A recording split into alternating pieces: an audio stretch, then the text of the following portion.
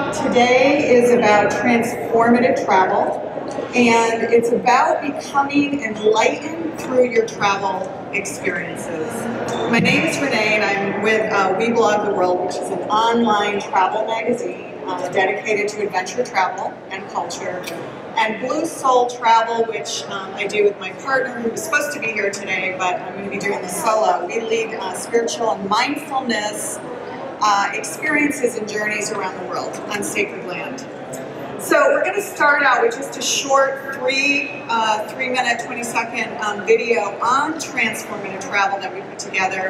And it's really just going to kind of give you an overview to help lead you into some of the points that I'm going to cover, which is really about the internal journey. So a lot of adventure travel, right, when we think about adventure travel, it's really about that external journey, the external activities, the external things that we do.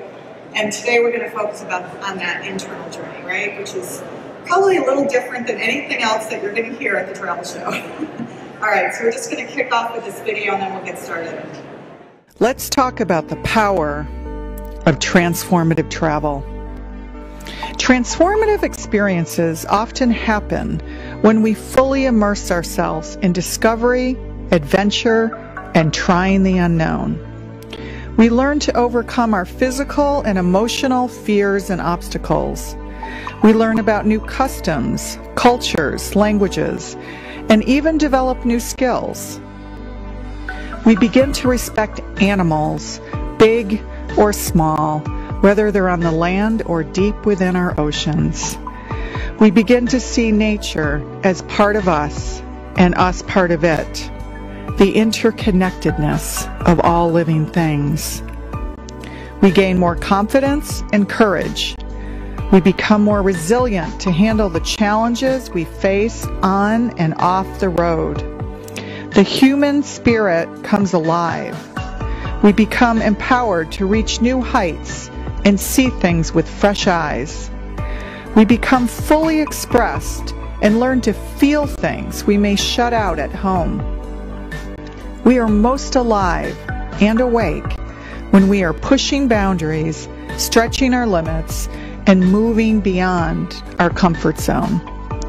It allows us to develop new values and create new truths that are aligned with purpose and a deeper calling. We stop seeing things and people in categories such as rich or poor, black or white, Christian or Muslim. We simply see what is, the beauty of all that is. When we look inward rather than outward, we discover new ways of looking at ourselves and the world. When we simply allow, transformation begins to take place, and not just in a destination, but deep inside ourselves. We begin to develop a deeper sense of who we are and what is truly important in the world. We find meaning where there wasn't before. When we venture out into the world with compassion, love, and understanding, it doesn't matter whether we are Mexican, Israeli, Kenyan, Chinese, Iranian, or Brazilian. It becomes about the heart. It becomes about our inner truth. We can sit and reflect in ways we never could before. Just sit and be. In these moments, we don't judge other cultures or ourselves. We honor the sacredness of all that is. We suddenly have empathy beyond what we've ever known. For transformative travel isn't about knowledge or what we've been taught. It's a deep nosedive into the unknown, a rethinking of what we have learned and what we once thought to be true, internally and externally. Transformative travel is a spiritual journey. It's magic and mystery for your body, your mind, and most importantly, your soul. Are you ready to take a journey with us? Transformative travel, right, is being used more and more, and when you think about how it's depicted externally, right, it's a lot about the exploration versus the arranged. So that inward journey versus the bucket list, right? So it's about going deep within yourself and really figuring out why you're traveling to begin with. It's proactive, right? Where it's really a discovery process and it's engaged, versus reactive where you're just the observer and you're simply following a guide. So yeah, it's all those things, right? That's how you've probably heard it described, but above and beyond all of those things, after traveling to 92 countries and living in 12, we've really realized, right, that it's more of a mindset and something we call a heart set, right? And that's really showing up to your travel experiences in a completely different way. So that's what we're going to talk about, is how to get into that, ignite that internal compass within us so we start traveling differently than we ever have before. First, we're going to start with, right, the discomfort. So if you're at an adventure travel show, chances are you're better with discomfort than others, right? We wouldn't be here. But, these are the external forces, right? These are the things that we physically do to make us feel alive that we wouldn't have done otherwise. So things like jumping out of airplanes and parachuting, and, going on a trek through the jungle, right? An elephant, and coming face to face with a shark in the water. So these are the external things that we do that make us feel alive, right, as human beings. It really reminds us what it is to be human. And that's what draws a lot of us to adventure travel to begin with. But then there's another part of getting out of our comfort zones, right? And this is even harder than jumping out of a parachute, I would argue. And that's really, doing the deep inner work, right? Reflecting on your travel lives. Why are you traveling to begin with, right? And this really involves getting out of the ego mindset. So you're probably sitting here thinking, God, there's a lot of spiritual terminology here. Am I really at a travel show, or am I at a mindfulness and consciousness conference? And the reason that we're talking about that is because when you get really centered in your core, right, which is a lot of the work that we do at Blue Soul Travel, right, you're kicking ego to the door, and you're finding your center and your purpose before you even go on a trip. And it only took me about 30 or 40 countries before I really started to go inwards, right, and really reflect on why I was showing up in the first place. Really being present with people. And when you do that, right, there's a realization that you're interconnected to everything on the planet. So trusting in your intuition is really key here. So if that word doesn't resonate with you, we could also call it your internal compass, right? We all know when we've had it, right? These are the aha moments that we've had on the road, where we really trust in our higher self. And again, we go inward and reflect on what brings us joy, not the external rewards, right? And I think a lot of times when we first start traveling, we're in it for the external rewards, the quick thrills, but they're not really sustainable. And so, you've heard this said a million different times, right? It's about the journey, not the destination. So it's really becoming aware, especially now, as we're coming out of a pandemic, right? It's traveling in a whole different way, and you're not going to making decisions from a place of judgment or fear, right? And so it's really kind of showing up really connected to that. And then there's that moment, if you travel long enough, where there's something inside of you that just truly wakes up, right? And then suddenly, right, even if you're an adventure travel junkie, right, if you don't make time for silence and being connected to the earth and connected to nature, you're really missing, I would argue, 90% of it. So transformative experiences, they become your new normal, right? When you're more of an active participant with an open mind and your willingness to shift your worldviews. How many times have we've gone to a new country and you're like, yeah, I'm open-minded, I can handle any new culture and custom, that's why I love travel so much. But then something shakes you up and turns you upside down. And then you have to really rethink your whole worldview. And right, that transforms you, doesn't it, right? It turns your life upside down and inside out. And what it also allows you to do is really setting intentions that speak to your soul. It's not the human journey, right? This is the soul's journey that we're talking about. And so when we are aligned in what I call centered, and anyone who's ever done Qigong or Tai Chi, right? They know that, the manipulation of energy. You're grounded, you're balanced, you're connected to the earth.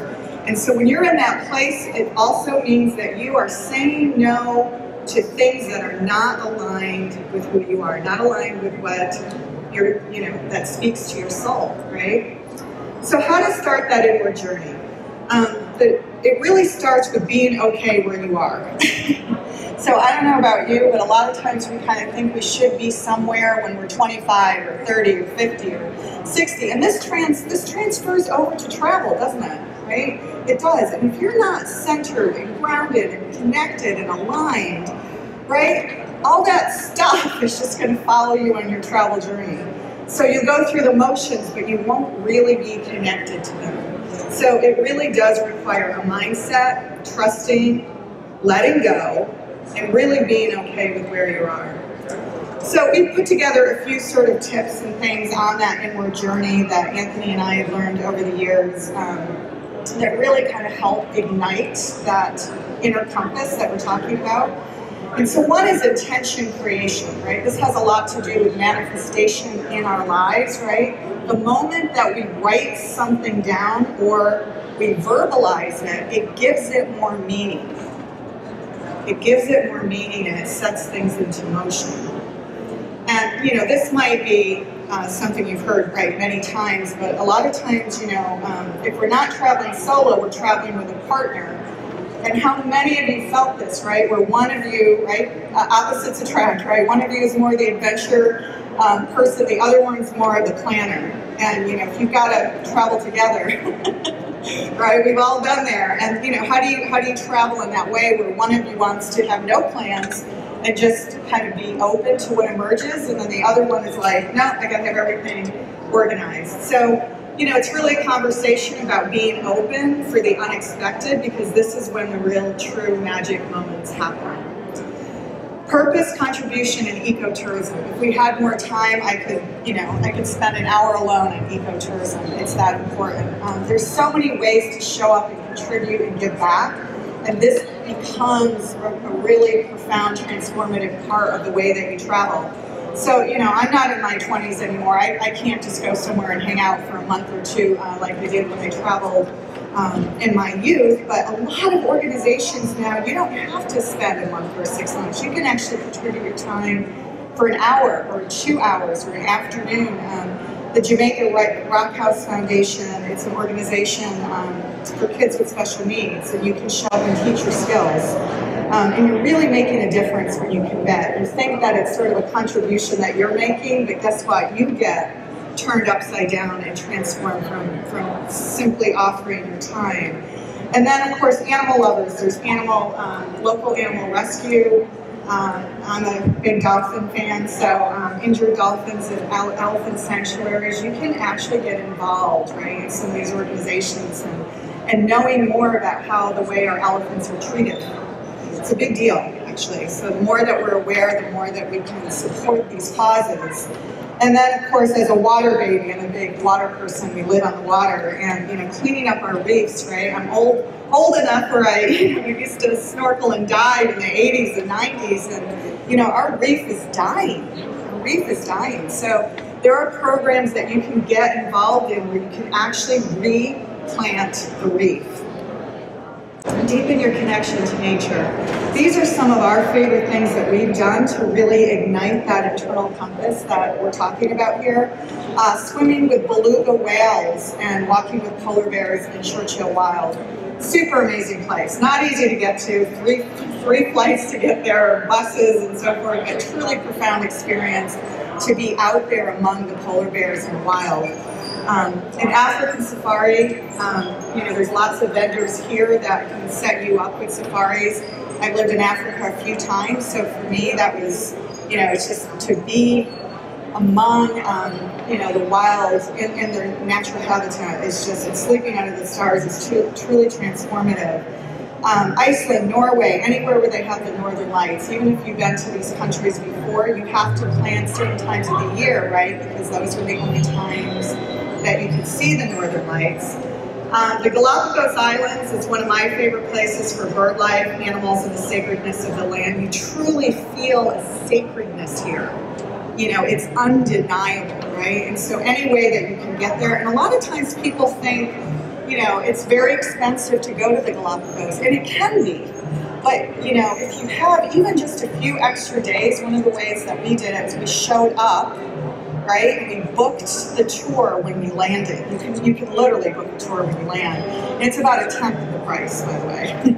So you have to have the courage to do that. But I can assure you, there's always things going, every few days, different boats that you can get. And that's a way to really get to the Galapagos in a much more affordable way. And then forest bathing. How many of you know what forest bathing is? This is super inexpensive. It's a new trend, right? This is like sitting and immersing yourself in the woods, right? It sounds kind of boring, right? But it's not. And they're combining things like sound healing and sound journeying in the forest, and it's really amazing just to connect with the trees. And then, we're huge fans, and the work that we do is getting back to the wisdom of our indigenous elders, right? We have forgotten that. And, we used to always use natural herbs from the plants, right, to heal ourselves. And now what do we do in the West? We just go to pharma, right? So you can spend time with a natural herbalist and find out some of these medicinal benefits of plants, right? So this is just our site, weblogtheworld.com. You can go there. There's nothing selling anything to you. This is pure editorial content. So it's like a magazine, so you can go there and just read about some of these things that we've been talking about on the nature side. Dog sledding in Alaska, the Galapagos, which we just spoke about. Of course, Costa Rica is one of my favorite countries, very similar to Ecuador in that it's very pro-ecotourism. And if you are a bird lover, right, this is the place where you can see quetzals and yukons. And then, of course, Northern Lights in Iceland, Norway, and so forth. So health and well-being. A lot of times you may not think that adventure travel and health and well-being go together, but I would argue that sometimes when we overstimulate ourselves, right, through adventure travel, we come home and then we feel that we need a vacation. A vacation from the vacation, right? How many times have people felt that? Like, oh my God, I had this amazing experience and I did all of these things, but you're exhausted. So, we're certainly active too, but it's like if you don't give back to you, right? And you're probably hearing a theme here. The theme is really going inside, right? And being okay with you and connected with you. So, consider a wellness getaway. There's so many different ways you can do it. If you've experienced any trauma, I don't mean trauma from war, that kind of trauma, but just childhood trauma, right? There's horse and equine therapy, right? Where you're literally working with horses that can help some of those dark night shadows of the soul, right? Super powerful stuff. And then, of course, Eastern Europe is known for holistic and integrative therapy. We've been media partners with the healing hotels of the world for a few years now. We love what these guys are doing. And they also do a show every year in Europe called Healing Summit. I think their next one is going to be in Portugal. And then, of course, in Croatia and the Czech Republic, we had an opportunity for about a month to go and review a whole bunch of medical spas in the Czech Republic. And they're truly integrating both traditional Western medicine with integrative. So at very affordable prices compared to what it would be in the United States. So the extraordinary. So if you read our site, you probably haven't read our site, but if you go to our site, you're probably going to see that we're huge fans of Iceland. And a lot of times when people go to Iceland, they think of the Blue Lagoon and they'll do that wonderful, beautiful nature tour in the south of the island that takes about 3 or 4 days, right? Of course you should do that. And then, of course, in the far east of the country, there's the icebergs. And that's a must-do, right? So these are must-dos. But the country's so small, right? So go up to a farm, there's no tourists there. None. There's just tiny little puffin birds in abundance everywhere, and thermal waters that you don't even pay to go in these thermal waters. So Turks and Caicos. So I don't know if any of you have been to Turks and Caicos, but the main place where you land, it's pretty commercial, right? Still. So if you want to venture out and really get away from it all and get back to that internal compass again, you have to take a boat and get over to Middle Pecos, and North Pecos is even further. The main two reasons to go there and really make the extra trek, first of all, their reef is not dead. It's alive and kicking. So it's incredibly beautiful. And the second thing, I had gone to an astronomy conference. The reason they had it down there is because the stars are just so profound, right? And you can see them for miles and miles. I mean, it's just eternity. So two main reasons to go there. I mentioned safari in northern India, largely because I'm much more experienced in safaris in Africa, and the only one that I did do in northern India really did shake my foundation, because it's a very, very different energy. And so if safaris are your thing or something that you've been exploring, I would encourage you to do both, because they're completely different experiences. Solomon Islands is a place that Anthony and I went to for about a month, right before the COVID lockdown. Thankfully, right? Because it takes a lot of flights to get there. There's only one flight a week flying in. So one of the things that you can do, talk about a transformative place, is that you can pair the trip up with Fiji. So you can land in Fiji, spend a week in Fiji, or however long you want to do, and then make sure you match up your flight to catch a flight to the Solomon Islands. And guess what? There's not a lot there. So if you want luxury, there is actually one 5-star luxury hotel there that I think the English royal family had stayed in. You should really go in there for the nature. The key thing I want to mention, though, there's thousands and thousands of islands here that are remote, and they will drop you off on your own remote island. And this is not expensive, guys. It's unbelievable, right? Very inexpensive. They'll drop you off and leave you there for a day. And you can see to eternity there's not another person. And it's a little scary, right? Because it's like, okay, are they coming back? You just got your picnic lunch. But really just amazing to see the eternity. And the water is so crystal clear, and the reef is not dead. And then lastly, a lot of people don't know about the Solomon Islands. It's the last place they did headhunting. Yes, really. And there's a place called Skull Island.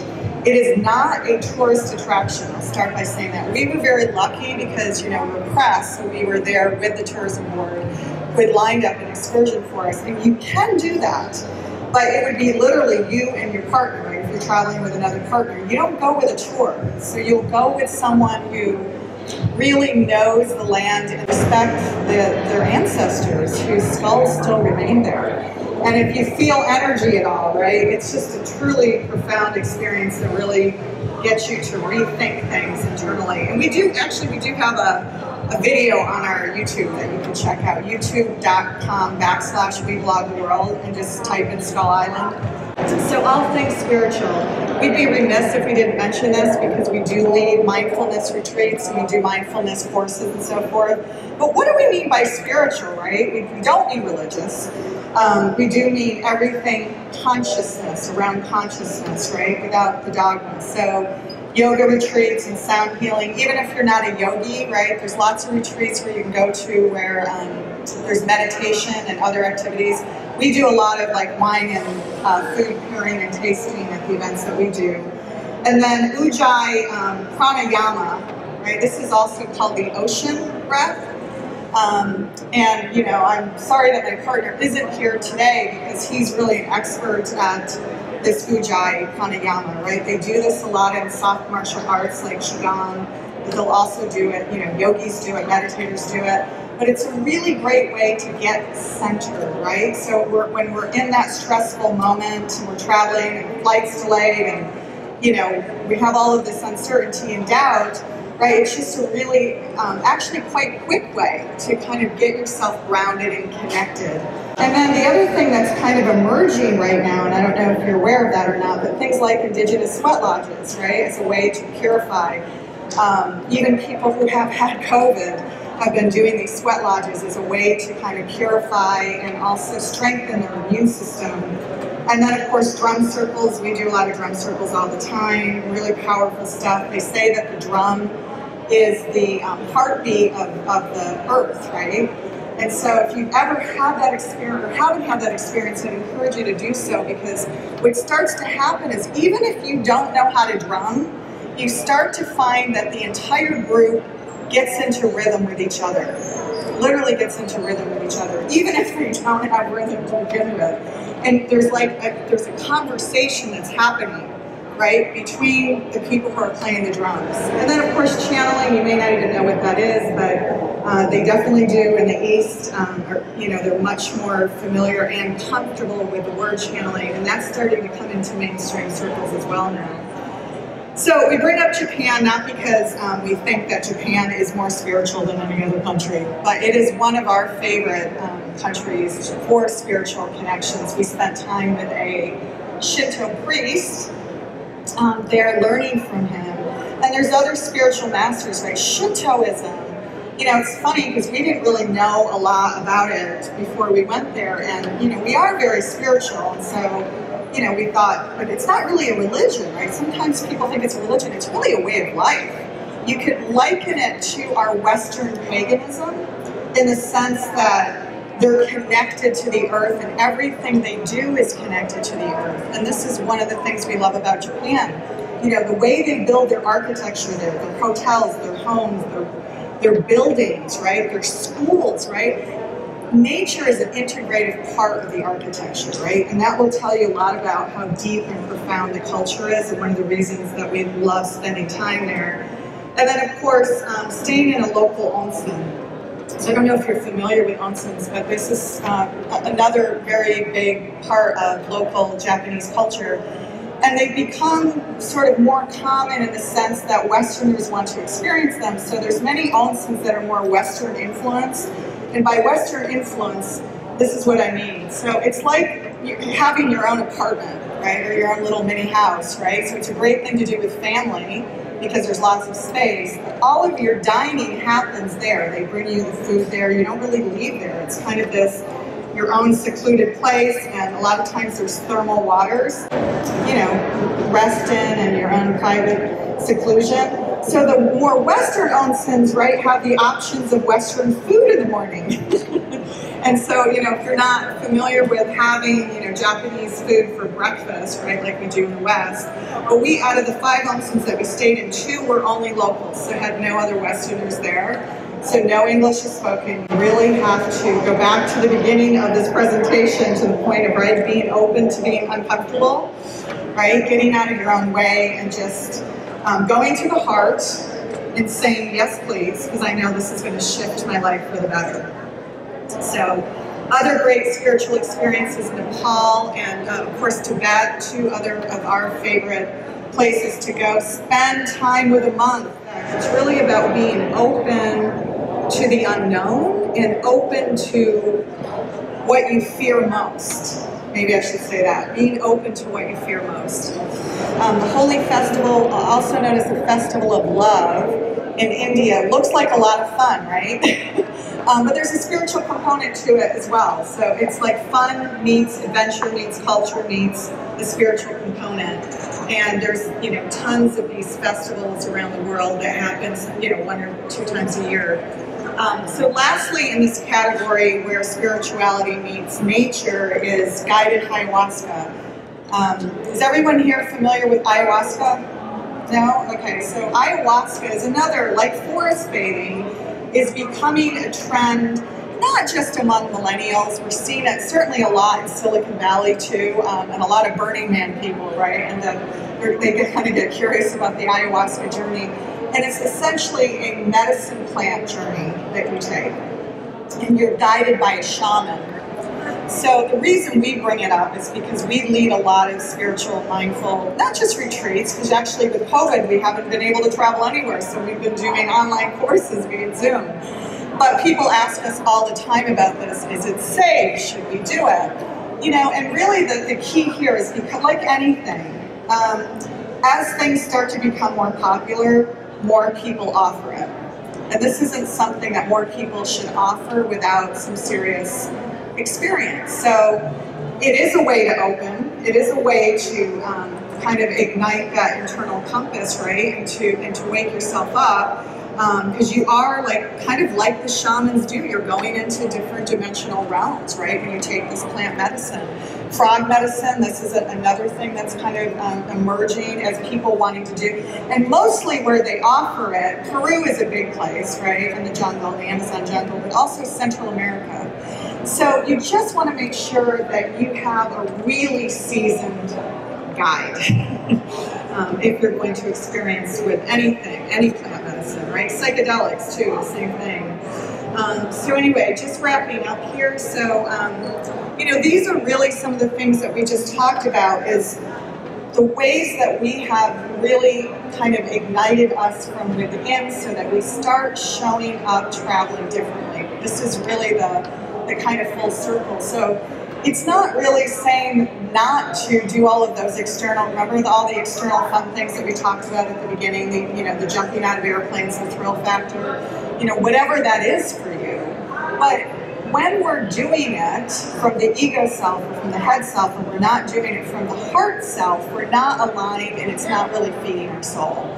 So that full circle message is really showing up, being present, being truly present with the people that you're with, being truly present with the land and the interconnectedness of that land, and realizing, right, if we could only realize, if anything that COVID should have done for us, right, is realize that we are all interconnected.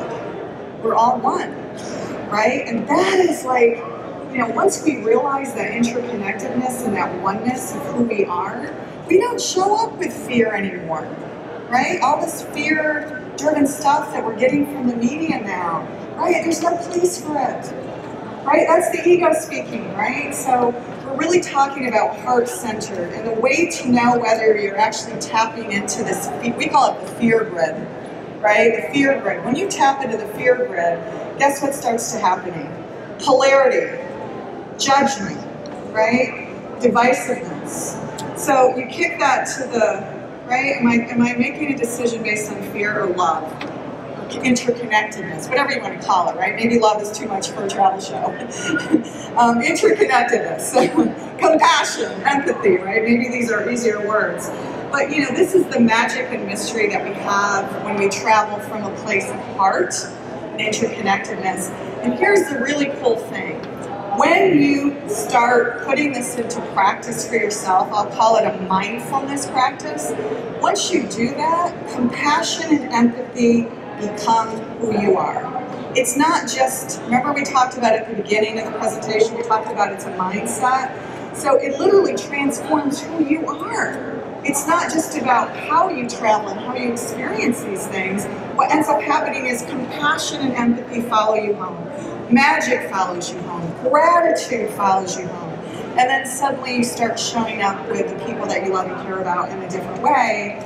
And that divisiveness that, sometimes cripples us from really living our full potential goes away, just literally falls away.